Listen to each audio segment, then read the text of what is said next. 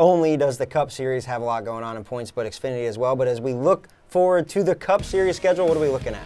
Yeah, so we have practice and qualifying Saturday afternoon with the Cookout Southern 500 on Sunday evening. Darlington is a track that presents a lot of challenges, a place where both ends of the racetrack are very different. It's an egg-shaped track, high tire wear. It means it's going to be very busy for you guys. 4 tires on every single call, possibly? Yeah, absolutely. Yeah. You are never doing 2, Yeah. and you want to keep the wrench out of the window as much as possible, but the crew chiefs are going to have to keep up with their cars because, as we saw, practice at 12:30 and the race starts at 6. So the race will start in the heat of the day, and then the sun will go down right over turn 4. It's like your blind spot. You're looking down pit road, staring right into the sun setting.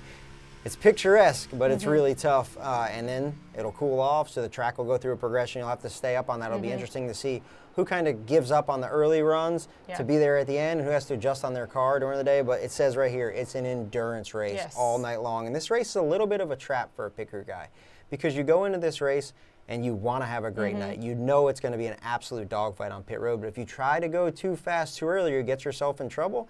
And it's a little bit of like a race where you watch people eliminate themselves. Because once you dump all your track position, it's really hard to get it back because it's super straightforward. Like you said, it's 4 tires every time. You can never stay out. You can never put 2 on it. You can never do fuel only. So you put yourself back in the pack, it's hard to get back to the front. Yeah, and you also have to be able to rip the boards. It's a place where the high line comes in. That's where you're going to get the most bang for your buck. And then you kind of mentioned it, but the endurance race, not only for the pit crews and for the drivers, but for the cars too. We've seen multiple mechanical failures over 500 miles at Darlington. Absolutely. This place is really tough on equipment. I think the only other place that's tougher on equipment is Bristol.